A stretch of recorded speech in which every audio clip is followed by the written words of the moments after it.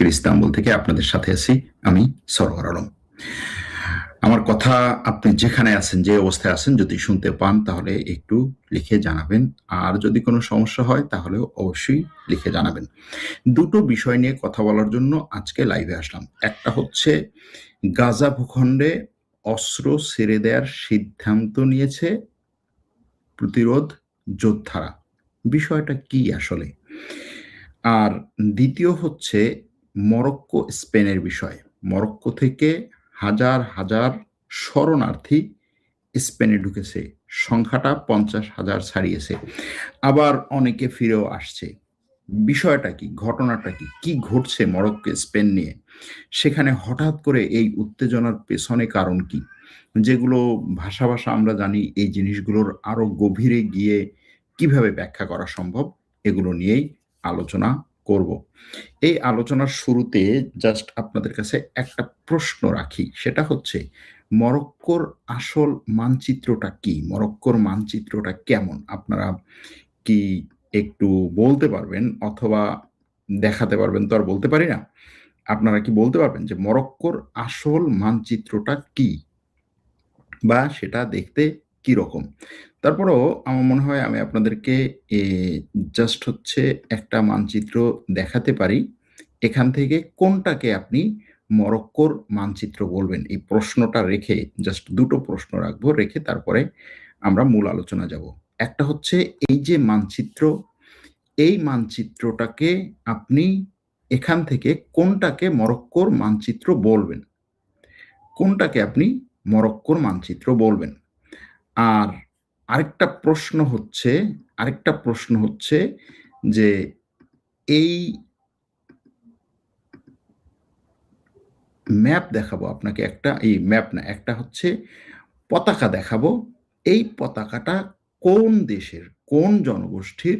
যদি আপনারা বলতে পারেন এই পতাকাটা কোন জনগোষ্ঠীর, এই পতাকাটা কাদের? আপনাদের কি কারো মনে আছে? বলতে পারবেন যে এই পতাকাটা কাদের? পতাকাটা দেখতে কার মতো লাগে, কাদের মতো লাগে এই পতাকাটা? এই দুটো প্রশ্ন রেখে আমরা মূল আলোচনা যাই। শুরুতে একটু গাজা নিয়ে আলোচনা করব, তারপরে আসবে আমাদের মূল আলোচনা। এখন দেখুন, যে আলোচনাটায় আমরা আসতে চাচ্ছিলাম সেটা হচ্ছে শুরুতে গাজা নিয়ে আলোচনা। গাজায় কি হয়েছে? গাজায় মূলত গতকালকে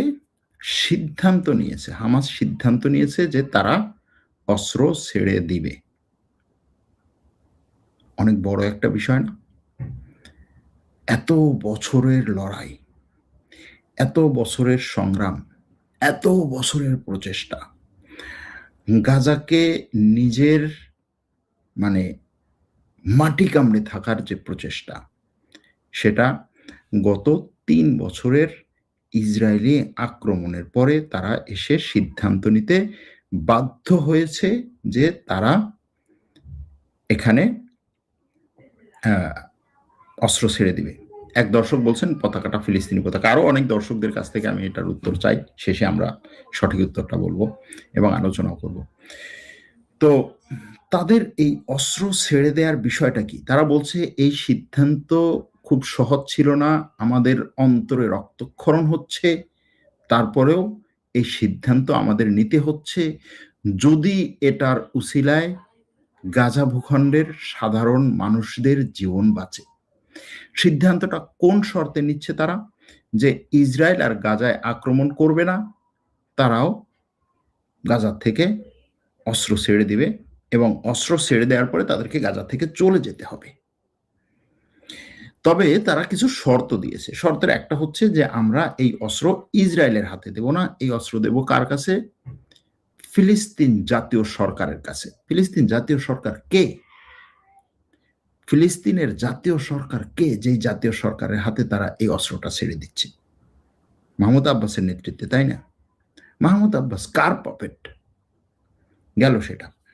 এরপরে তাদের আরেকটা শর্ত হচ্ছে যে যতক্ষণ পর্যন্ত না ইসরায়েল তার শর্ত পূরণ করে, অর্থাৎ ইসরায়েল এই অঞ্চল ছেড়ে যায়, বা এই যুদ্ধবিরতির যে শর্তগুলো, দ্বিতীয় ধাপের যে শর্ত, যে ইসরায়েল কোনো আক্রমণ করবে না এবং ইসরায়েলও অস্ত্র ছেড়ে দিবে, সেটা যতক্ষণ না হবে ততক্ষণে আমরা অস্ত্র ছাড়ব না। কিন্তু এখানে প্রশ্ন হচ্ছে, ইসরায়েল তো অস্ত্র ছাড়বে না, সে বহুবার বলেছে। ইসরায়েল এবং আমেরিকা, বিশেষ করে ডোনাল্ড ট্রাম্প এবং নেতানিয়াহু, এরা এই গত ৩ বছর ধরে যত আলোচনা হয়েছে, সেটা হোক হামাস নিয়ে, হোক গাজা ভূখণ্ড নিয়ে, হোক ফিলিস্তিন নিয়ে, হোক অন্য কোনো দেশ নিয়ে, হোক লেবানন নিয়ে অথবা ইরান নিয়ে, যতগুলো আলোচনা হয়েছে, এই আলোচনার কোনোটাতেই তারা কখনোই হচ্ছে নিজেদের কথায় ঠিক থাকেনি। আজকে একটা বলেছে নিজের স্বার্থের জন্য, সেটা গতকালকেই না করে দিয়েছে। আগামীকালের কথা বলছি না, গতকালকেই না করে দিয়েছে। এরকম কিছু লোকদের সাথে আপনি চুক্তি করছেন, সেখানে সে শক্তি খাটাচ্ছে এবং এই শক্তি খাটানোর বিরুদ্ধেও কেউ দাঁড়াচ্ছে না। সেহেতু আমার কাছে মনে হয় হামাস যে বলছে যে এখানে ইসরায়েলও যদি শর্ত পূরণ করে, এটা হয়তো তাদের একটা রাজনৈতিক এখানে কথা, কিন্তু ইসরায়েল শর্ত পূরণ করবে না বা ইসরায়েল সেখানে অস্ত্র ছেড়ে দিয়ে সেখান থেকে একেবারে সৈন্য সামন্ত সব নিয়ে চলে আসবে, এটা কে বিশ্বাস করে? আপনি গাজার একটা বাচ্চা শিশুর কাছে গিয়ে জিজ্ঞেস করেন, সেও হয়তো বিশ্বাস করবে না। তারপরে তারা বলছে যে এখানে গাজা ভূখণ্ডে আমরা যে শর্তগুলো পূরণ করব বলছি, সেই শর্তগুলো পূরণ করার ক্ষেত্রে এখানে যুদ্ধবিরতি মেনটেন করতে হবে, এখানে আন্তর্জাতিক ফোর্স আসতে হবে, এখানে গাজার শরণার্থীদের ফেরত যেতে হবে, গাজার উপরে কোনো ধরনের আক্রমণ চালানো যাবে না, গাজার মানুষের উপরে কোনো ধরনের বিধিনিষেধ দেওয়া যাবে না, এরকম অনেকগুলো। কিন্তু দিন শেষে একটা কথাই এখানে স্পষ্ট, সেটা হচ্ছে যে তারা অস্ত্র ছেড়ে দিতে সম্মত হয়েছে, যেটার জন্য ডোনাল্ড ট্রাম্প এবং এই নেতানিয়াহু বহু বছর ধরে কাজ করছে। এখন এই জায়গায় এসে একটা প্রশ্ন সামনে আসে, প্রশ্নটা হচ্ছে তাহলে কি অক্টোবর 2023-এ যে আক্রমণটি হয়েছিল, যেটা দিয়ে এই যুদ্ধ শুরু হয়েছিল, সেটা কি আসলে সঠিক ছিল? এই প্রশ্ন, বা সেটা কি ভুল ছিল, বা সেটাতে কি কোনো কূটনৈতিক সমস্যা ছিল, সেটাতে কি কোনো ধরনের পিছন থেকে ধাক্কা ছিল, তাদেরকে কি মুসলিম বিশ্ব একা ফেলে রেখেছে? এরকম অনেক প্রশ্ন সামনে আসে। যেমন ধরুন যে এই প্রশ্নটা সহজেই আসে, সেটা হচ্ছে কেন ওই দিন, ওই মুহূর্তে, ওই সময় তারা আক্রমণ করলো? সেটার জন্য ফিল্ড কে রেডি করেছিল? অনেক তথ্যে এটা আসছে যে সেটার জন্য ফিল্ড রেডি করেছিল ইসরায়েল বা ইসরায়েলের সরকার, ইসরায়েলের গোয়েন্দা সংস্থা, তারা পথ উন্মুক্ত করে দিয়েছিল। কিন্তু এখানে এটাও স্পষ্ট যে সেই আক্রমণটাকে তখন সাপোর্ট দিয়েছিল ইরান এবং হিজবুল্লাহ। কারণ কোনো কিছু নাই, মুসলিম বিশ্বের কেউই জানে না হঠাৎ করে বিশাল আকারের আক্রমণ এবং এত বড় টাইপের আক্রমণ যে আসলেই সেখানে আপনি প্রথম দিন, দ্বিতীয় দিনের যদি ঘটনা দেখেন, আপনি বলবেন যে হ্যাঁ, এই তো মসজিদ আকসা মুক্ত করার জন্য যাচ্ছে বিশাল এক সৈন্যবাহিনী, এটাই আপনার মনে হবে তখন তাদের অগ্রগতি দেখে। সেটা তারা কাদের সাথে আলোচনা করে করেছিল? যতটা সামনে আসছে তথ্য, সেটা হচ্ছে যে ইরান এবং হিজবুল্লাহ তখন তাদেরকে বলেছিল যে একই সাথে তখন হিজবুল্লাহ হচ্ছে উত্তর দিক দিয়ে ইসরায়েল আক্রমণ করবে এবং ইরান আক্রমণ করবে, এর মাধ্যমে চতুর্মুখী আক্রমণে সবচাইতে বেশি ব্যস্ত হয়ে পড়বে ইসরায়েল এবং তারা সেখানে বড় ধরনের সফলতা পাবে। এমনকি সেই দিনের কথা যদি, তখনকার কথা যদি মনে করেন আপনারা, যে সেই 7ই অক্টোবরের পরের যে প্রথম শুক্রবারটা, খুব সম্ভবত 2 দিন বা 3 দিন পরে, সেই শুক্রবার খুতবায়, জুমার নামাজের খুতবায় হিজবুল্লাহর নেতা, তখন হিজবুল্লাহর নেতার একটা বক্তব্য আসবে, এটা নিয়ে সবার ভিতরে হচ্ছে একটা কি বলে অপেক্ষা, প্রতিশ্রুতি, কি বলে অধীর আগ্রহ, যে হিজবুল্লাহ নেতা বক্তব্য দেবে এবং হামাসের পক্ষ থেকে বা হামাসের যারা ছিল তাদের পক্ষ থেকে বলা হয়েছিল যে এই বক্তব্যে সে বলবে যে আমরা এই যুদ্ধে সরাসরি ঢুকছি। সে দীর্ঘক্ষণ বক্তব্য দিয়েছে কিন্তু বলে নাই যে এই যুদ্ধে আমরা ঢুকছি। সে বলছে যে না, এটাকে আমরা মানে ইসরায়েল আক্রমণকে আমরা সমর্থন করি না, আমরা ফিলিস্তিনি ভাইদের সাথে আছি, এটা সেটা, কিন্তু আমরাও এই যুদ্ধে সরাসরি অংশগ্রহণ করছি বলে নাই এবং তারা যুদ্ধে ঢুকে নাই। এরপরে ইরানের পক্ষ থেকেও এর কিছুদিন পরে যে ইরানের সর্বোচ্চ ধর্মীয় নেতা বক্তব্য দিবেন এবং তার ভাষণ আসবে এবং সেখান থেকে তিনি এটার সাথে সরাসরি অংশগ্রহণ করছেন বলে নাই। এরপরে ওআইসি বিভিন্ন ধরনের মিটিং করেছে, সেখান থেকে নিন্দা বক্তব্য এসেছে, কিন্তু সরাসরি এখানে অংশগ্রহণ করা বা তাদেরকে রক্ষার জন্য মুসলিম জোট বা মুসলিম সামরিক জোট পাঠাবে এরকম কোনো কথা আসে নাই। যে কারণে এই বিষয়গুলো নিয়ে এই ধোঁয়াশাটা বহুদিন ধরে থেকেই যাবে। যাই হোক, শেষ পর্যন্ত যে বিষয়টাতে এখানে উপসংহারে আসতে পারি সেটা হচ্ছে, তারা অস্ত্র ছেড়ে দিলে কি হবে?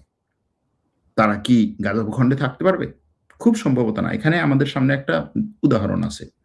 আমি গতকালকেও আমার খুব ঘনিষ্ঠ একটা ফিলিস্তিনি কলিগের সাথে কথা বলছিলাম, গাজা ভূখণ্ডে যার বাড়ি, যার পরিবারের প্রায় ৪৬ জন নিহত হয়েছে এই আক্রমণে। সে বসে বসে হচ্ছে তাদের খবর লিখেছে, চোখের পানি ফেলে আমার সামনে, আমি দেখেছি। তো যাই হোক, তার সাথে কথায় সে যেটা বলল যে আসলে এখানে তুমিও বলতে পারছো না, আমিও বলতে পারছি না। ভুল ছিল কিনা এটা বলার মতো পরিস্থিতিতে আমরা নাই। আজকে এসে আমরা বলতে পারি যে হ্যাঁ ভুল, কিন্তু পরিস্থিতি যদি আজকের মতো না হতো, যদি উল্টো হতো, তাহলে আমরা এটাকে হয়তো ভুল বলতাম না, বলতাম যে হ্যাঁ চমৎকার একটা স্ট্র্যাটেজি তাদের। আবার ফিলিস্তিনের মানুষরা, তাদের যে ইতিহাস, সেই ইতিহাস হচ্ছে তাদের লড়াইয়ের ইতিহাস। তখন সে বলল যে পিএলও, যেটা প্যালেস্টাইন লিবারেশন অর্গানাইজেশন, ইয়াসির আরাফাতের নেতৃত্বে, তাদের খবর কি তুমি জানো? যে তারা একটা সময় সেখানে ফিলিস্তিনকে মুক্তির আন্দোলন করেছিল এবং তারা খুব কট্টর বা খুব যথেষ্ট পরিমাণে ইসলামিক গ্রুপ ছিল না, বেশিরভাগই হচ্ছে সেকুলার আরব। তারা সেই আন্দোলনে যখন আরব দেশগুলো পুরোপুরি সাপোর্ট পায়নি, যে সমস্ত দেশের সাপোর্ট পাওয়ার কথা ছিল সেই সমস্ত দেশ কিছুটা দিয়েছে, বা অন্যান্য আরব দেশের সাপোর্ট তারা প্রত্যাশা করেছিল, পায়নি, শেষ পর্যন্ত তাদের অস্ত্র ছেড়ে দিতে হয়েছে। এবং তারা শেষ পর্যন্ত কোথায় গিয়েছিল তখন? সিরিয়ায়।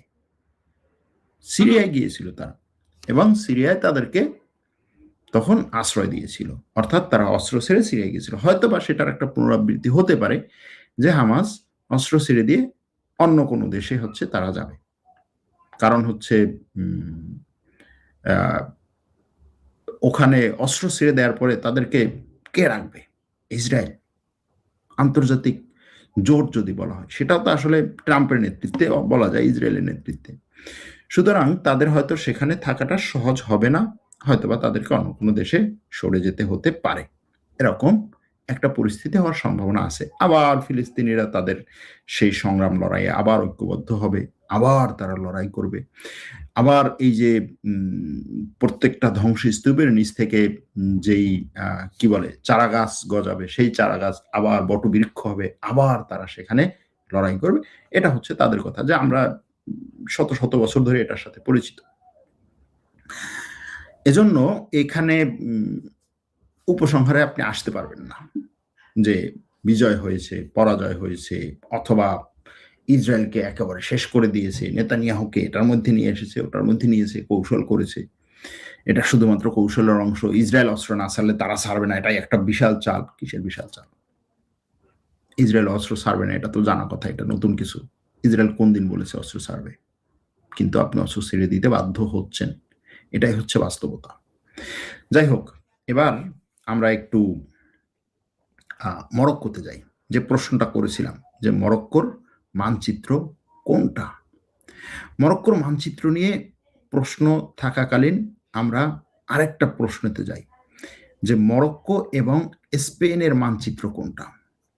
আপনি স্পেন এবং মরক্কোর মানচিত্র আমি আপনাদেরকে পাশাপাশি দেখাই। এটা হচ্ছে উপরের সাদা অংশটা হচ্ছে স্পেন, নিচের সাদা অংশটা হচ্ছে মরক্কো, মাঝখানে যে হালকা নীল অংশ সেটা হচ্ছে পানি, সাগর। একটা হচ্ছে ভূমধ্যসাগর, ডান পাশে হচ্ছে ভূমধ্যসাগর, বাম পাশে হচ্ছে আটলান্টিক মহাসাগর। আর এই আটলান্টিক মহাসাগর এবং ভূমধ্যসাগরের মাঝখান দিয়ে যে জায়গাটা গিয়েছে এটা হচ্ছে আপনার কি বলে জিব্রাল্টার প্রণালী। এখন এই জিব্রাল্টার প্রণালীর উপরটা হচ্ছে স্পেন, নিচটা হচ্ছে মরক্কো। এখন আমরা যে বলছি যে মরক্কো থেকে স্পেনে যাচ্ছে হাজার হাজার শরণার্থী, স্বাভাবিকভাবেই আপনার কাছে মনে হবে যে এই পানিপথ পাড়ি দিয়ে ওপারে যাচ্ছে। আমাদের এডিটর হচ্ছে যে ভিডিও শেয়ার করেছে ফেসবুকে এবং ইউটিউবে, শর্ট ভিডিও, সেখানেও সে লিখেছে যে সাগর পাড়ি দিয়ে সাঁতরে ওপারে গেল হচ্ছে হাজার হাজার শরণার্থী। আসলে বিষয়টা সেরকম না। এই যে কেউটাটা দেখেন আপনি, মরক্কোর যে মানচিত্র, মরক্কোর যে ম্যাপ, মরক্কোর যে ভূখণ্ড, সেটার মধ্যেই একটা জায়গা হচ্ছে কেউটা, আর একটা জায়গা হচ্ছে এই দেখেন মেলিলা। এই মেলিলা আর কেউটা হচ্ছে স্পেনের ভূখণ্ড। স্পেন, এটা হচ্ছে স্পেন। মেলিলা এবং কেউটা হচ্ছে স্পেনের ভূখণ্ড। আমি যদি আপনাকে সেই মানচিত্রটাকে এভাবে দেখাই, আপনি হয়তো আরো খুব সহজে বুঝতে পারবেন। দেখেন, এই যে নিচে মরক্কো, এই মরক্কোর উপরে দুটো পতাকা স্পেনের। এই এই জায়গাটা হচ্ছে কেউটা, এই বাম পাশের জায়গাটা হচ্ছে কেউটা, আর এই ডান পাশের জায়গাটা হচ্ছে মেলুলা। এই জায়গাটুকু স্পেনের ভূখণ্ড। এখন প্রশ্ন করতে পারেন যে কি বলেন ভাই, মরক্কোর এই জায়গায় স্পেনের ভূখণ্ড, মরক্কো এই এই স্পেন কোথায়, সে সাগর পাড়ে দিয়ে ওপারে, তার এইখানে এইটুকু জায়গা দখল করে রাখার কি দরকার? ঐতিহাসিকভাবে এইখানের অনেক অঞ্চল স্পেন তাদের কলোনি করে রেখেছিল। সেই কলোনিগুলো তারা ছেড়ে যাওয়ার সময় কিছু কিছু কৌশলগত জায়গা তারা পুরোপুরি ছেড়ে যায়নি, তার মধ্যে এই দুটো জায়গা। এখন এই দুটো জায়গা হচ্ছে স্পেনের অংশ। এখন মরক্কো থেকে স্পেনে যাচ্ছে এইভাবে, এখান থেকে তারা স্পেনে লোক পাঠাচ্ছে বা স্পেনের লোক যাচ্ছে। এখন লোকদেরকে কি আসলে মরক্কো থেকে পাঠানো হচ্ছে নাকি তারা নিজেরা যাচ্ছে, এটা একটা প্রশ্ন। আপনি যদি ভিডিওগুলো দেখেন, আমাদের টেলিগ্রাম চ্যানেলে ভিডিওগুলো আছে, ভিডিওগুলো দেখলে আপনি দেখবেন যে মরক্কো থেকে গাড়িতে মানে ট্রাকে ভরে তারপরে হচ্ছে ওই স্পেনের এই অংশের সীমান্তের কাছে গিয়ে তারপরে ট্রাক থেকে তাদেরকে আনলোড করা হচ্ছে। মানে ট্রাক থেকে যেভাবে মাল আনলোড করে ঠিক সেইভাবে মানে প্রচুর পরিমাণে মানুষ আনলোড করা হচ্ছে। কেউ খালি গায়ে, কেউ হাফ প্যান্ট পরা, কেউ শর্ট প্যান্ট পরা, কেউ হচ্ছে প্যান্ট গেঞ্জি পরা, হাতে কিছু নেই, জাস্ট হচ্ছে সাধারণ মানুষ দৌড়াচ্ছে শুধু। এবং সেখানে থাকা ট্রাফিক পুলিশ বলেন, সেনাবাহিনীর লোক বলেন, তারা আবার দেখাচ্ছে এই দিক দিয়ে যাও, এই দিক দিয়ে যাও, ওই দিক দিয়ে যাও, এভাবে তাদেরকে দেখাচ্ছে। সুতরাং এটা দেখে স্বাভাবিকভাবে যেটা বোঝা যায় সেটা হচ্ছে যে ওই লোকগুলোকে মরক্কোর সরকার পরিকল্পিতভাবে স্পেনের এই ভূখণ্ডে পাঠাচ্ছে। এখন স্পেনের এই ভূখণ্ডের উপরে মরক্কোর দাবি আছে কিনা? আছে। মরক্কো দাবি করে যে এই ভূখণ্ড আমার এবং এটা ছেড়ে দিতে হবে আমাকে, এটা মরক্কোর দাবি। এখন মরক্কোর এই দাবির বিপরীতে স্পেন বলছে যে এটা ঐতিহাসিকভাবে সমাধান করা একটা ভূখণ্ড, এটা নিয়ে তোমার আর দাবি করার কিছু নেই। এখন এই জায়গাতে এসে আপনি অনেক কিছু বলতে পারবেন, মরক্কো স্পেন, মরক্কোর পক্ষে স্পেনের পক্ষে, স্পেন ইসরায়েলের বিরুদ্ধে, মরক্কো ইসরায়েলের পক্ষে, এরকম অনেক ইকুয়েশন আছে, সেগুলোতে আসবো। তার আগে মরক্কোর একটা জায়গায় চলে যাব, যেই জায়গার সাথে আমার নিজের স্মৃতি বিজড়িত। আমি সেখানে দেখাবো আপনাদেরকে, অনেকগুলো বিষয় দেখাবো। দেখেন, তার আগে এই যে মানচিত্রটা, এখানে 1945 সালে দ্বিতীয় বিশ্বযুদ্ধের পর আফ্রিকা থেকে অনেক এই যে কলোনি যারা করেছিল, উপনিবেশ, ইউরোপের দেশগুলো আফ্রিকার যে সমস্ত অঞ্চল দখল করে রেখেছিল, তারা চলে যায়। চলে যাওয়ার পরে সেখানে এক একটা জনগোষ্ঠী, জাতিগোষ্ঠী হয় এবং সেগুলো আস্তে আস্তে রাষ্ট্রে রূপান্তরিত হয়। আজকে 2026 সালে এসে এখানে দেখাচ্ছে যে একটা জায়গা, জাস্ট একটা জায়গা, আফ্রিকার একটা জায়গা এখনো পর্যন্ত রাষ্ট্র হয়নি, সেটা হচ্ছে ওয়েস্টার্ন সাহারা বা পশ্চিম সাহারা। এটাই আমি প্রশ্ন করেছিলাম যে আপনি মরক্কোর মানচিত্র কোনটা বলবেন, জাস্ট হচ্ছে এখানে এই যে মরক্কো যতটুকু লেখা এটা, নাকি এই মরক্কো এবং ওয়েস্টার্ন সাহারা এটা?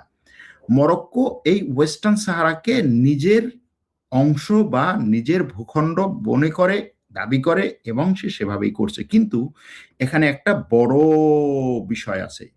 সেই বড় বিষয়টা হচ্ছে এই যে আমি পতাকাটা দেখিয়েছিলাম, সেই পতাকাটা অনেকে বলছেন এটা ফিলিস্তিনের পতাকার মতো বা ফিলিস্তিনের পতাকার মতো এটাকে লাগে, এটা অনেকেই বলেছিলেন। কিন্তু আপনি যদি এই পতাকাটার কে আরো ভালো করে দেখেন তাহলে দেখবেন যে না, এখানে ফিলিস্তিনের পতাকার মতোই হয়তো দেখতে, কিন্তু মাঝখানে একটা চাঁদ তারা আছে। এটা হচ্ছে এই বাতি সাহারা বা ওয়েস্টার্ন সাহারা বা পশ্চিম সাহারার যে জনগণ, সেখানে এই পশ্চিম সাহারার কাহিনীটা কি? পশ্চিম সাহারার কাহিনীটাতে, আচ্ছা ওই কাহিনীতে আসার আগে আপনাকে আরেকটু ভালো করে এই পশ্চিম সাহারার ছবিটা দেখাই, এই এই মানচিত্রটা দেখাই। মরক্কোর পরে এটা হচ্ছে পশ্চিম সাহারা। এই পশ্চিম সাহারা আবার দেখেন দুই ধরনের রং আছে, একটা হচ্ছে হালকা হলুদ আর একটা হচ্ছে গাঢ় হলুদ। এই হালকা হলুদ রংগুলো হচ্ছে, রঙের জায়গাটা হচ্ছে মরক্কোর অধীনে, পুরোপুরি এখন মরক্কো কন্ট্রোল করে এই জায়গাটাকে। আর এই যে গাঢ় হলুদ জায়গা, এইটা হচ্ছে পশ্চিম সাহারা আরব ডেমোক্রেটিক রিপাবলিক নামে একটা কি বলে স্বঘোষিত রাষ্ট্র। তারা এখনো রাষ্ট্র হয়নি, স্বঘোষিত একটা গোষ্ঠী। তারা বলছে যে আমরা এরকম একটা রাষ্ট্র যেটা পুরো পশ্চিম সাহারার স্বাধীনতার জন্য কাজ করে। তাদের সংক্ষেপে যারা এই স্বাধীনতার জন্য লড়াই করে পশ্চিম সাহারা, তাদের নাম হচ্ছে পলিজারো। এই পলিজারো গোষ্ঠীর এই পতাকা বহন করে। এই পলিজারো গোষ্ঠী মনে করে যে পশ্চিম সাহারা পুরোপুরি তাদের একটা স্বাধীন রাষ্ট্র হওয়া দরকার, মরক্কো এটা দখল করছে, এটা হচ্ছে তাদের কথা। আর মরক্কোর কথা হচ্ছে এটা আমার ঐতিহাসিকভাবে আমার ভূখণ্ড। স্পেন যখন এই অঞ্চল ছেড়ে যায় 1962-63 সালের দিকে, স্পেন যখন এই অঞ্চল ছেড়ে যায়, তখন এই পলিজারো এরা হচ্ছে স্পেনের বিরুদ্ধে, তখন আগে থেকে স্পেনের বিরুদ্ধে এরা লড়াই করতো যে আমরা এই এখানকার ভূখণ্ড, এদেরকে বলা হয় সাহার কি কি বলা হয়, সাহারাওয়ি, মানে সাহারার জনগণ। এই সাহারাওয়িরা স্পেনের বিরুদ্ধে লড়াই করে বহু বছর ধরে। স্পেন যখন এখানে উপনিবেশ গাড়ছে তখন থেকেই তাদের বিরুদ্ধে লড়াই করে। সেই লড়াই করতে করতে যখন হচ্ছে এই ইউরোপীয়রা এই অঞ্চল ছেড়ে যায়, স্পেন ছেড়ে যায়, তখন এই সাহারাওয়িদের কথা হচ্ছে এটা আমাদের ভূখণ্ড, আমরা এখানে রাষ্ট্র গঠন করব। ঠিক সেই সময় মরক্কো বলে যে না, এই জায়গাটা ঐতিহাসিকভাবে আমার জায়গা, আমি এটাকে আমার ভূখণ্ড হিসেবে নিচ্ছি। তো এ নিয়ে এই সাহারাওয়িদের মধ্যে এবং মরক্কোর মধ্যে লড়াই আছে। মরক্কো এটাকে নিজের অংশ মনে করে, আর এই তারা মনে করে যে এটা হচ্ছে তাদের অংশ। এখন এই পলিজারো যারা, এই পলিজারো গ্রুপ বা পলিজারো সশস্ত্র গোষ্ঠী, তাদেরকে আবার সাপোর্ট দেয় একদিক থেকে মৌরিতানিয়া, আরেক দিক থেকে এখানে আছে হচ্ছে আলজেরিয়া। আমি দেখাবো সেটা। তো এই পশ্চিম সাহারা দেখেন, এটা আটলান্টিক মহাসাগরের তীরে। এখানে এই যে পশ্চিম সাহারার গুরুত্বপূর্ণ একটা শহর হচ্ছে আল দাখলা বা আদ দাখলা। আমি 2011 সালে এই আদ দাখলায় গিয়েছিলাম। এটা হচ্ছে সেই 2011 সালে আদ দাখলার ছবি। আদ দাখলায় গিয়েছিলাম একটা আন্তর্জাতিক সম্মেলনে, সেখান থেকে এই আটলান্টিক মহাসাগরের তীরেও গিয়েছিলাম। সেই তীরে আবার হচ্ছে আমার নিজের নাম লেখা, হ্যাঁ সেটার ছবি। তখন আর কি বলবো, ছাত্র জীবন, তখনকার সময়ের সেই স্মৃতিগুলো হঠাৎ করে আজকে মনে পড়লো। তখন একটা ফেসবুক গ্রুপও করেছিলাম আমি নিজে, মানে হচ্ছে বন্ধু, ওই সময় বিভিন্ন দেশের স্টুডেন্টরা, গ্রাজুয়েটরা এসেছিল ওইখানে প্রোগ্রামে। মরক্কোর সরকার এই প্রোগ্রামটা আয়োজন করেছিল। সেই সময় বাংলাদেশের প্রতিনিধি হিসাবে আমি ছিলাম ওইখানে। তো সেই দাখলাতে এবং গিয়েছি সেখানে। সেই সময়ে এই পশ্চিম সাহারার যে সমস্যাটা, সেই সমস্যা নিয়েও তাদের সাথে কথা বলেছি ওই সময়ও। এই যে এখানে এই যে সাদা গেঞ্জি এবং পিছনে হচ্ছে একটা কি বলে বাঁধা নীল, এটা আমাদের গাড়ি সেই সময়ে বালুর মধ্যে গেড়ে যায়, তারপর হচ্ছে গাড়ি ঠেলে আমরা বের করি। এই হচ্ছে আটলান্টিক মহাসাগরের তীরে, হ্যাঁ, দাখলায়, আদ দাখলা যে জায়গাটা, এই যে সেই দাখলাতে। এরকম আরো বহু ছবি আছে সেখানে বিভিন্ন লোকজনের সাথে। এটা আবার হচ্ছে মরক্কোর মারাকেশে, এটা চা, হ্যাঁ, মরক্কোর চা কিন্তু খুব চমৎকার, মানে ওরা হচ্ছে মিন্ট দিয়ে সুন্দর একটা চা বানায়। যাই হোক, তো এখানে এটা দেখাচ্ছি এজন্য, এই ছেলে দুটো তখন আমাকে খুব হেল্প করছে, ট্রান্সলেট করছে এই এলাকাগুলো ঘুরতে, ওখানে সাধারণ মানুষদের বাড়ি ঘর, তারপরে হচ্ছে তাদের সাথে কথা বলা। ওখানে একটা এই দাখলাতেই একটা বড় বাজারের মতো আছে, বাজার বলতে মার্কেট আর কি, মার্কেট আছে, যে মার্কেটটা পুরোপুরি সব দোকানদার হচ্ছে নারী, সব 100% দোকানদার হচ্ছে নারী। যাই হোক, যে কথাটা বলার জন্য এই জিনিসগুলো ইয়া করলাম, যে এই দাখলার সাথে আমার স্মৃতি বিজড়িত আছে। সেখানে আমি তখন গিয়েছিলাম, এবং তখন এই পশ্চিম সাহারার সমস্যাটা কি এবং তাদের নিজেদের সাথে যে কথাগুলো হয়েছে আমার, হ্যাঁ, এরা তখন মরক্কোর সরকারের সাপোর্টে, মরক্কোর সরকারের পক্ষেই তারা কথা বলে, কিন্তু তাদের কথা হচ্ছে যে এই দাখলাতে পর্যন্ত হচ্ছে গোলাগুলি হতো, মারামারি হতো, এবং মরক্কোর সরকার এই বেদুইন বা হচ্ছে এই পশ্চিম সাহারার প্রচুর মানুষকে মেরেছে, হত্যা করেছে, এটা তাদের কথা। এবং শেষ পর্যন্ত মরক্কোর সরকার এই জায়গার 3/2 অংশ নিয়ন্ত্রণ করছে। এখন এই 3/2 অংশ নিয়ন্ত্রণ করলেও এখানে সেই নিয়ন্ত্রণটা খুব সহজ না। সেখানে এই দেখেন, এটা হচ্ছে ওয়াল, পুরো মরুভূমির মধ্যে, এই যে মরক্কো আর হচ্ছে ওই যে দাখলা বলতেছি, পশ্চিম সাহারার যেই অংশ, পলিজারোদের বিদ্রোহী বা স্বাধীনতাকামী গ্রুপ যেটা পশ্চিম সাহারার, তাদের এই অংশটা বালু দিয়ে এবং ওয়াল করে রেখেছে মরক্কোর সরকার। এটাকে অনেকে এভাবেও বলছে, দেখো শুধুমাত্র ফিলিস্তিনের ওয়াল নিয়ে কেন কথা বলো, এই মরক্কো যে ওয়াল করে রেখেছে এটা নিয়েও কথা বলা দরকার, এরকম অনেকেই আছে। এখন এটার পক্ষে বিপক্ষে অনেক বক্তব্য আছে, সেগুলোই নিয়ে আসবো, এবং আজকের এই যে ঘটনা, স্পেনের সাথে যেই ঘটনাগুলো ঘটছে সেটা নিয়ে আজকে মূলত আলোচনা করব। দেখেন, আরো একটা জিনিস বলি, এই যে মরক্কোর এই কেউটা এবং মেলিলা স্পেন দখল করে রেখেছে বা স্পেনের ভূখণ্ড হিসেবে আছে, শুধুমাত্র এটাই না, দেখেন মরক্কোর এই যে জিব্রাল্টার প্রণালী, জিব্রাল্টার প্রণালীর জিব্রাল্টার কি জাবাল তারেক, তাই না, জাবাল তারেক বিন জিয়াদ ওখানে যাওয়ার পরে এই যে স্পেনে মুসলমানদের বিজয়, সেখান থেকেই তো এই জিব্রাল্টার আসছে, জাবাল তারেক। দেখেন সেই জিব্রাল্টার জায়গাটা, স্পেনের এই জিব্রাল্টার জায়গাটা ব্রিটেন এখনো পর্যন্ত দখল করে রেখেছে। তো এরকম বিভিন্ন জায়গা আছে, ধরেন গ্রিসের একটা জায়গা আছে খুব ছোট্ট, গ্রিস এমনিতেই হচ্ছে ছোট, এই গ্রিস বলতেছি, সাইপ্রাস এমনিতেই ছোট, সেটা আবার 2 ভাগে বিভক্ত। সেই 2 ভাগের আবার হচ্ছে যে গ্রিক সাইপ্রাস, সেই গ্রিক সাইপ্রাসের একটা জায়গা আছে ইউকে দখল করে রেখেছে, এরকম বিভিন্ন জায়গা আছে। যাই হোক, যে কথাটা বলার জন্য মূলত আজকের আলোচনা, সেটা হচ্ছে যে এই মরক্কোর যে ওয়েস্টার্ন সাহারা সমস্যাটা, মরক্কোর কথা হচ্ছে ওয়েস্টার্ন সাহারা আমার অংশ, এটাই কেউ সাপোর্ট দিতে পারবে না। এখন সেখানে সাপোর্ট দেয় কে? সেখানে সাপোর্ট দেয় মূলত, সবচেয়ে বড় সাপোর্ট দেয় হচ্ছে আলজেরিয়া।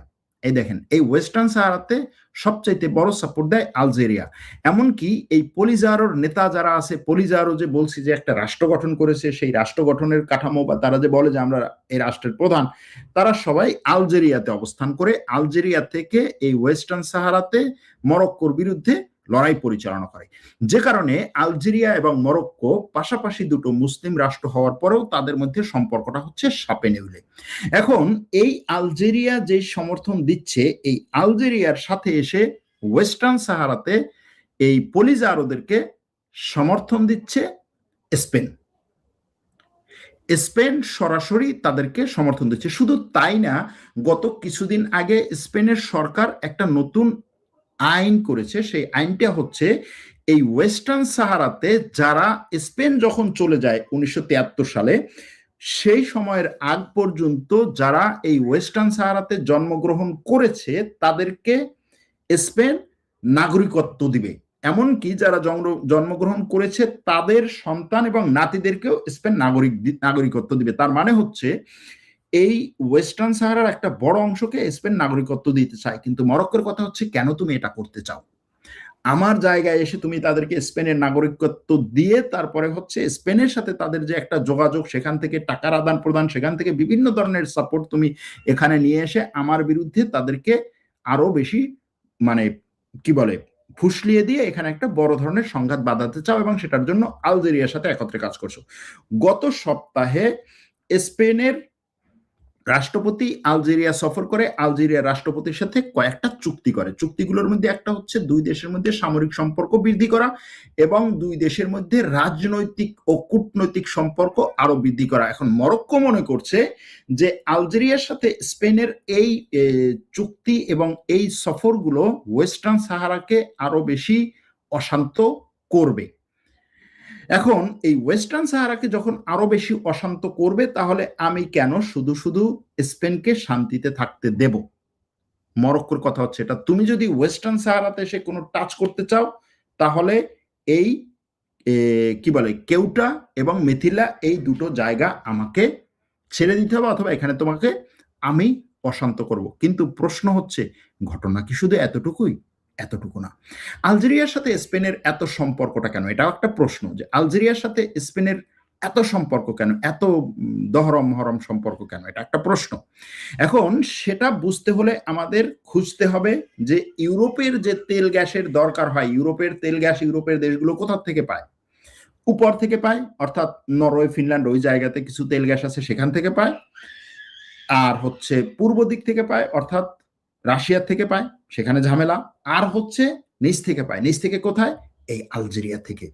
এমনকি ট্রান্স আফ্রিকান গ্যাস পাইপলাইন বলতে একটা গ্যাস পাইপলাইন করার চিন্তা ভাবনা হচ্ছে বা করতেছে, সেটা হচ্ছে এই আলজেরিয়ার সোজা নিচে নামলে হচ্ছে নাইজেরিয়া আছে।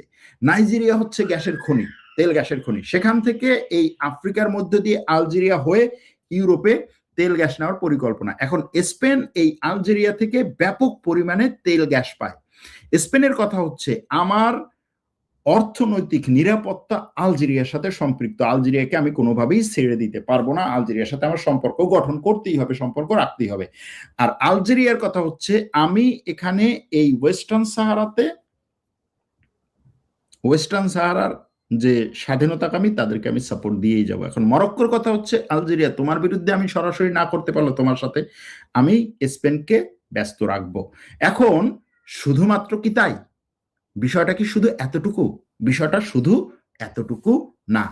এই বিষয়টা বুঝতে হলে আমাদের আরো পিছনে ফিরে যেতে হবে। মরক্কোর সাথে আমেরিকা এবং ইসরায়েলের সম্পর্কটা কি? দেখেন, এখানে এই যে স্পেনে যাচ্ছে শরণার্থী, হাজার হাজার শরণার্থী স্পেনে যাচ্ছে, এই ঘটনা বা এই খবরের পরপরই কোন জিনিসটা সামনে আসলো?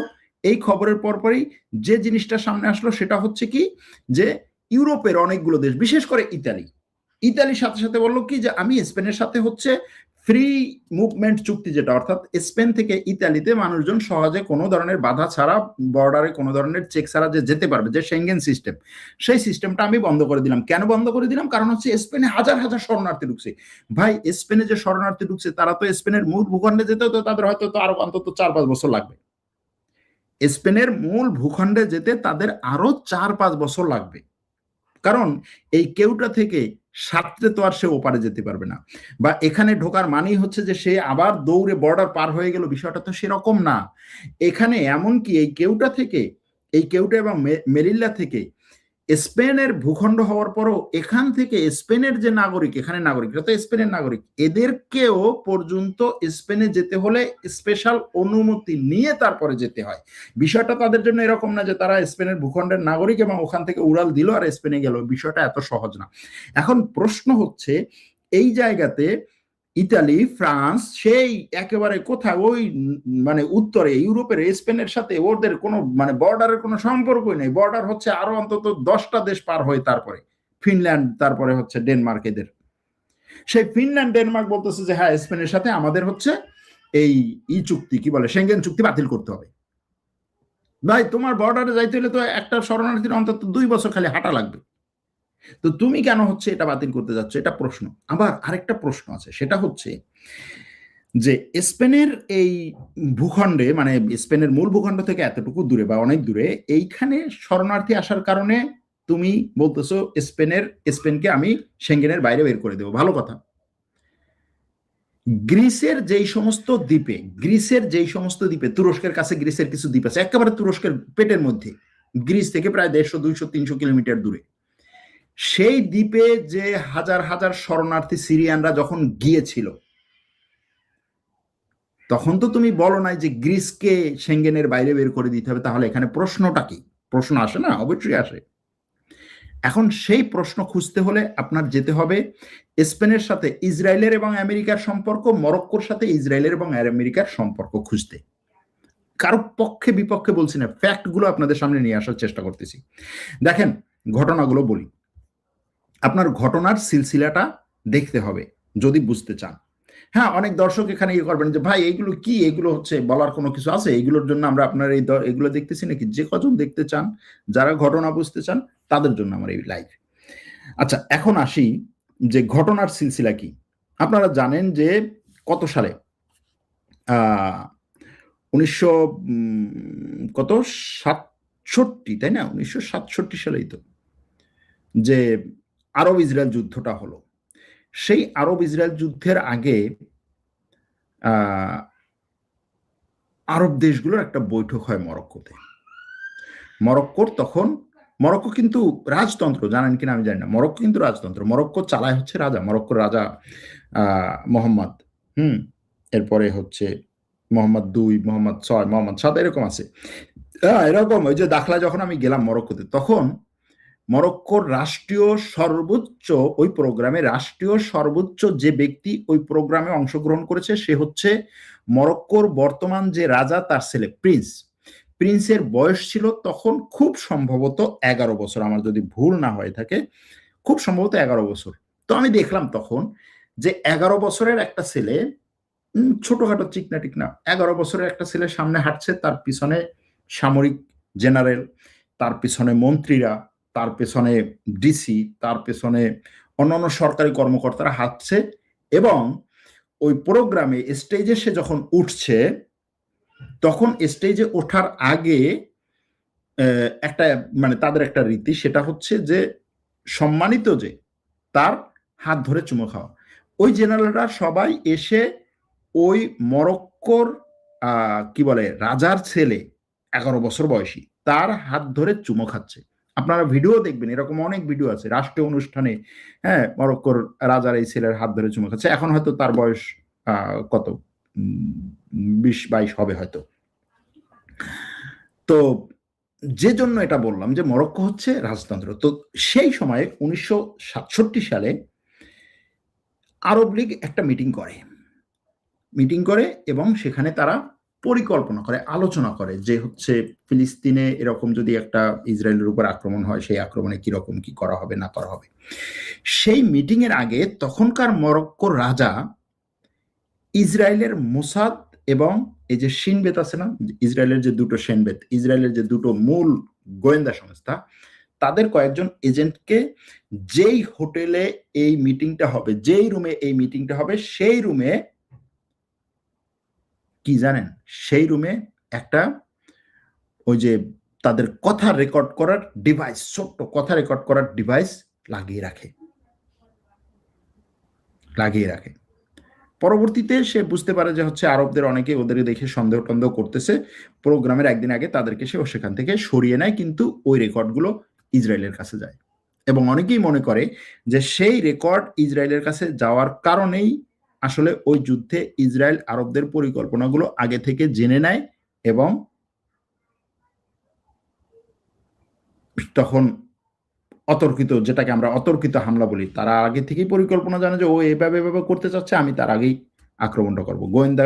গোয়েন্দাগিরির কারণ, মূল জিনিসটা কি যুদ্ধে? গোয়েন্দাগিরির মূল জিনিসটা কি? আপনি যদি আপনার শত্রুর মুভমেন্ট গুলো জানেন, যে সে আগামীকাল, আগামী 1 ঘন্টা পরে, আগামী 2 ঘন্টা পরে কোন দিক থেকে মুভমেন্টটা নেবে, সেটা আপনি জানলে আপনি আগেই কাজ করতে পারবেন, সিদ্ধান্ত নিতে পারবেন, আগেই হচ্ছে আপনি আক্রমণ করতে পারবেন। এটাই হয়েছে, অনেকে এরকম মনে করছে, গেল সেটা। এরপরে আমি যদি সাম্প্রতিক ঘটনাগুলোর দিকে তাকাই, সাম্প্রতিক ঘটনাগুলো জাস্ট হচ্ছে একটা ঘটনার সিলসিলা বলি। বছর 2020 ডিসেম্বরের 10 তারিখ আমেরিকার প্রেসিডেন্ট ঘোষণা দিলেন যে মরক্কো আব্রাহাম অ্যাকর্ডে যুক্ত হচ্ছে। স্বাভাবিকভাবে মানুষ তখন চিন্তা করে যে ভাই আব্রাহাম অ্যাকর্ড ঠিক আছে, ইসরায়েলকে মেনে নেওয়ার জন্য ইসরায়েলের আশেপাশে মুসলিম যে দেশগুলো আছে সেগুলোকে মেনে নিল, সেগুলো তাদের সাথে বিভিন্ন ধরনের ইসরায়েলের বাণিজ্য এটা সেটা বিভিন্ন ধরনের সম্পর্ক। তো সেই সুদূর মরক্কো ইসরায়েল থেকে কত হাজার কিলোমিটার দূরে, ওর এইখানে টেনে আনার দরকার কি, প্রশ্নটা আসতেই পারে। যাই হোক, তো সেই সময়ে এই আব্রাহাম চুক্তি যে মরক্কো স্বাক্ষর করেছে, সেটার বিপরীতে, সেটার প্রতিফল স্বরূপ আমেরিকা বলল কি, যে ওয়েস্টার্ন সাহারা মরক্কোর অংশ, আমি এটাকে স্বীকৃতি দিলাম। বুঝতে পারছেন কেন ওয়েস্টার্ন সাহারার গল্প নিয়ে আসছি? তখন আমেরিকা বলল ওয়েস্টার্ন সাহারা মরক্কোর অংশ, আমি স্বীকৃতি দিলাম। এর আগে কিন্তু আমেরিকাও স্বীকৃতি দেয়নি, কারো স্বীকৃতি পাচ্ছিল না। গেল সেটা ডিসেম্বর 10, ডিসেম্বর 11, 2020 আমেরিকার সরকার বলল যে মরক্কোর কাছে আমরা $1 বিলিয়ন অস্ত্র বিক্রি করার সিদ্ধান্ত নিয়েছি। $1 বিলিয়ন অস্ত্র বিক্রির সিদ্ধান্ত নিয়েছি। এরপরে 2011 জানুয়ারির 15 তারিখ মরক্কোর বর্তমান রাজা মোহাম্মদ 6, এই মোহাম্মদ 6 ভিজিট করলো আমেরিকা হোয়াইট হাউস, দেখা করলো প্রেসিডেন্ট ট্রাম্পের সাথে। ট্রাম্পের সাথে দেখা করে সে ট্রাম্পকে একটা অ্যাওয়ার্ড দিল, মানে মরক্কো থেকে সে অ্যাওয়ার্ড নিয়ে গেল ট্রাম্পের জন্য। অ্যাওয়ার্ডটা কি? অ্যাওয়ার্ডটা হচ্ছে order of Mohammad. Order of Mohammad award দেয়া হলো ট্রাম্পকে। কেন? কারণ হচ্ছে ট্রাম্প এই ওয়েস্টার্ন সাহারাকে স্বীকৃতি দিয়েছে। ট্রাম্প আবার এই মরক্কোর প্রেসিডেন্ট, মরক্কোর রাষ্ট্রপতি মরক্কোর রাজাকে ট্রাম্প তখন আবার প্রতিফল স্বরূপ আরেকটা অ্যাওয়ার্ড দিল, লিজন অফ মেরিট। হ্যাঁ, এটা হচ্ছে চিফ কমান্ডার লেভেলের একটা মেরিট, এই অ্যাওয়ার্ড সেটা দিল। ঠিক সেই সময়ে ট্রাম্প ঘোষণা দিলেন যে আমেরিকা দাখলাতে, বলছিলাম না আমি দাখলা গেছি, এর জন্য বলি নাই, এমনি বলি নাই যে আমি নিজের হচ্ছে জাস্ট করি প্রচারণা করার জন্য, জাস্ট ওটার সাথে একটা স্মৃতি জড়িত, সেটা বলছিলাম। আমেরিকা বলল কি, যে আমি সেই ওয়েস্টার্ন সাহারার পেটের মধ্যে দাখলাতে কনসুলেট অফিস ওপেন করব, এবং এই যে আমি যে মরক্কোকে শুধু স্বীকৃতি দিলাম যে ওয়েস্টার্ন সাহারা তোমার একটা ভূখণ্ড, স্বীকৃতি দিয়েই আমি শেষ করিনি, আমি সেখানে আমার ডিপ্লোম্যাটিক মিশন ওপেন করছি স্বীকৃতির অংশ হিসেবে। এবং শুধু তাই না, একই সাথে এই ডিপ্লোম্যাটিক মিশন সেখানে কি করবে, যদি কোনো আমেরিকানই না থাকে তাহলে কি হবে, সেখানে তেল, গ্যাস, আরো একটা জিনিস আছে ফসফেট, দুনিয়ার সবচাইতে বেশি ফসফেট মজুদ আছে এই ওয়েস্টার্ন সাহারায়। এগুলো উত্তোলনের জন্য আমেরিকার কোম্পানি সেখানে বিনিয়োগ করবে এবং আমেরিকার কনসুলেট সেখানে কাজ করবে। আমি গতকালকেও বলেছিলাম যে আমেরিকার কোনো জায়গায় ডিপ্লোম্যাটিক মিশন মানেই হচ্ছে তাদের গোয়েন্দা কাজ। গেল সেটা। 2021 মে মাসের 17 তারিখ মরক্কো কি করলো, স্পেনকে শাস্তি দেওয়ার জন্য স্পেনের সীমান্তে, এই যে কেউটা সীমান্তে সে বর্ডারের কন্ট্রোলটাকে শিথিল করে দিল, এবং তখন প্রায় 8,000 শরণার্থী কেউটাতে ঢুকেছিল, 8,000 শরণার্থী। ঠিক সেই সময়ে ইউরোপ স্পেনকে চাপ দিয়েছিল যে এই স্পেন, তোমার মধ্যে শরণার্থী ঢুকতেছে। মরক্কোকে চাপ দেয় নাই, তোমার মধ্যে শরণার্থী ঢুকতেছে, তোমার সাথে কিন্তু আমরা সম্পর্ক রাখবো না। এরপরে নভেম্বর 24, 2021 মরক্কো এবং ইসরায়েল একটা প্রতিরক্ষা চুক্তি স্বাক্ষর করে, যেই প্রতিরক্ষা চুক্তির অধীনে মরক্কোর ভূখণ্ডে ইতিহাসে প্রথমবার ইসরায়েলের সেনারা সৈনিকের পোশাক পরে মরক্কোর ভূখণ্ডে নামার অনুমতি পায়। বিষয়টা বুঝেন নাই, তাই না? ইসরায়েলের সেনারা, কোনো একটা দেশের সেনাবাহিনী তখনই হচ্ছে তার সেনাবাহিনীর সৈনিকের পোশাক পরে ওই দেশে নামার সুযোগ পায় যখন ওই দেশের সাথে এই দুই দেশের এই ধরনের চুক্তি। তা নাহলে ঠিক আছে, তোমার সৈন্য আসতে পারে, সিভিল ড্রেস আসবে, তাকে আমি সৈন্য হিসেবে কোনো ধরনের গার্ড দেব না। এরপরে হচ্ছে 2023 জুলাই 17 ইসরায়েলের প্রধানমন্ত্রী, 2023 জুলাই 17, তখনও কিন্তু এই 7 অক্টোবরের ঘটনা ঘটে নাই। ইসরায়েলের প্রধানমন্ত্রী বলল যে ওয়েস্টার্ন সাহারাকে আমি মরক্কোর অংশ হিসেবে স্বীকৃতি দিলাম। মরক্কোর রাজা এই মোহাম্মদ 6 তার কাছে চিঠি দেয়, ইসরায়েলের প্রধানমন্ত্রী, এবং সেই চিঠিতে এটাও বলে যে আমি মরক্কোর ওয়েস্টার্ন সাহারার ওই দাখলা অঞ্চলে আমার কনসুলেট ওপেন করব। মিলাইতে পারতেছেন? এই যে এক সুতায় কিভাবে কি গাথা গেল সেটা। এরপরে হচ্ছে 2025 এপ্রিলের 5 তারিখ।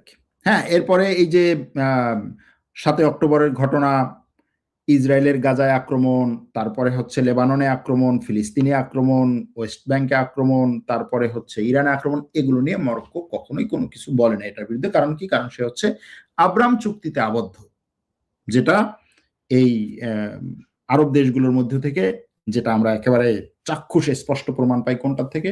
আরব আমিরাত থেকে। যাই হোক, এরপরে 2025 সালের এপ্রিলের 5 মরক্কো লোকজন, হাজার হাজার মরক্কোর লোক এই যে ইসরায়েলি সেনাবাহিনীর বিরুদ্ধে বিক্ষোভ করে। মরক্কোর বিভিন্ন শহরে এই বিক্ষোভ ছড়াই পড়ে। ইসরায়েল গাজায় যে পরিমাণ আক্রমণ করে, সেই আক্রমণে মরক্কোর সরকার কোনো ধরনের পদক্ষেপ না নেওয়ার কারণে সেটার বিরুদ্ধে এটাকে ইয়া করে, জনগণ হচ্ছে সরকারের বিরুদ্ধে রাস্তায় নামে। সরকার সেখানে ব্যাপক পরিমাণে হচ্ছে তাদের উপরে ফোর্স প্রয়োগ করে তাদেরকে, ওই বিক্ষোভ কয়েকদিন চলছিল, আপনারা হয়তো জানেন। এরপরে 3 দিন পর 8 এপ্রিল 2025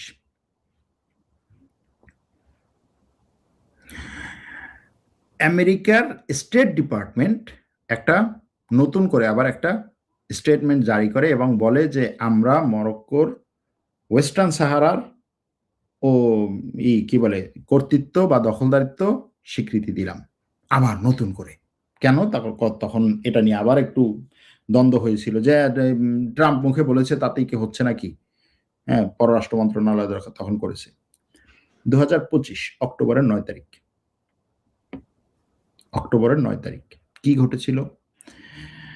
স্পেন বলল যে আমেরিকার প্রেসিডেন্ট ডোনাল্ড ট্রাম্প আমাকে যে চাপ দিচ্ছে বা ন্যাটোর সদস্য দেশগুলোকে যে বলছে যে 5% তার জিডিপির 5% এই অস্ত্রে ব্যবহার করতে হবে, জিডিপির 5% তার প্রতিরক্ষা খাতে ব্যবহার করতে হবে, আমি এটা করব না, এটা আমার দ্বারা সম্ভব না, আমার জনগণের অন্যান্য খাত আছে সেগুলোতে আমার টাকা পয়সা খরচ করতে হবে। ট্রাম্প বলল কি? স্পেনকে ন্যাটো থেকে বের করে দেব। মনে আছে? মনে নেই? স্পেনকে ন্যাটো থেকে বের করে দেব। এরপরে স্পেনের উপরে নতুন করে ট্যারিফ দেব। এরপরে স্পেনকে এটা করব, স্পেনকে ওটা করব। স্পেন কি ছিল? এই গাজা যুদ্ধে সবচাইতে, ইউরোপের মধ্যে সবচাইতে বেশি ইসরায়েল বিরোধী বক্তব্য, ইসরায়েল বিরোধী পদক্ষেপ, ইসরায়েল বিরোধী রাজনৈতিক কূটনৈতিক ইয়াতে সোচ্চার ছিল স্পেন। এখন স্পেন এটাও বলছে যে ইসরায়েলের প্রধানমন্ত্রী নেতানিয়াহু যদি আমেরিকা সফরে যায় তাহলে আমার আকাশের উপর দিয়ে যেতে পারবে না। এই জন্য হচ্ছে ওই বিভিন্ন দেশ ঘুরে টুরে তারপর হচ্ছে তার যেতে হয়েছে। আবার স্পেনের কাছে 2026 সালে যখন ইরানে আমেরিকা অ্যাটাক শুরু করলো বা অ্যাটাক করার সিদ্ধান্ত নিল, তখন আমেরিকা কি করলো যে এই ইউরোপে ইসরায়েলের কাছাকাছি যে সমস্ত ইউরোপীয় দেশ আছে, যেমন ধরেন গ্রিস, তারপরে হচ্ছে ইটালি, তারপরে হচ্ছে স্পেন, হ্যাঁ, এই সমস্ত দেশে সে তার বিমানগুলো এনে রাখবে, বড় বড় যে যুদ্ধ বিমানগুলো সেগুলো এনে রাখবে। স্পেনের দুটো ঘাঁটি ব্যবহারের অনুমতি চাইলে স্পেন বললো না, আমি এই অনুমতি দেবো না। ইরানের বিরুদ্ধে যে আক্রমণ তুমি করছো সেটা তুমি নিয়ে আসো, জাতিসংঘের অনুমতি নিয়ে আসো, আমি তোমাকে দেবো। জাতিসংঘের অনুমতি নেই, তুমি নিজে নিজে আক্রমণ করতে যাচ্ছ, আমি এখানে দেবো না। আমেরিকা বললো ঠিক আছে, ফাজলামি করতেছো, যা, তোর উপরে আমি হচ্ছে 100% ট্যারিফ দিয়ে রাখবো। এমনকি তুরস্কে গত কয়েকদিন আগে যে ন্যাটো সম্মেলন হয়েছিল, সেই সম্মেলনে যেখানে স্পেনের প্রধানমন্ত্রী আছে, যেখানে তুরস্কের এবং অন্যান্য দেশগুলোর প্রধানমন্ত্রী আছে ন্যাটোর সম্মেলনে, সেখানে বসে ট্রাম্প বললো যে আমি স্পেনের উপরে হচ্ছে 100% ট্যারিফ দিয়ে দিলাম। স্পেন আমার কথা শুনে না। যে লোকটার সাথে 1 ঘন্টা আগে দেখা হয়েছে, 1 ঘন্টা পরে দেখা হওয়ার পরে বেরোয় বলে আমি স্পেনের সাথে 100% ট্যারিফ দিয়ে দেয়, আবার একদিন পরে বলে ঠিক আছে স্পেন আমার কথা শুনছে, এখন আর করবো না। এই যে অবস্থাটা। এরপরে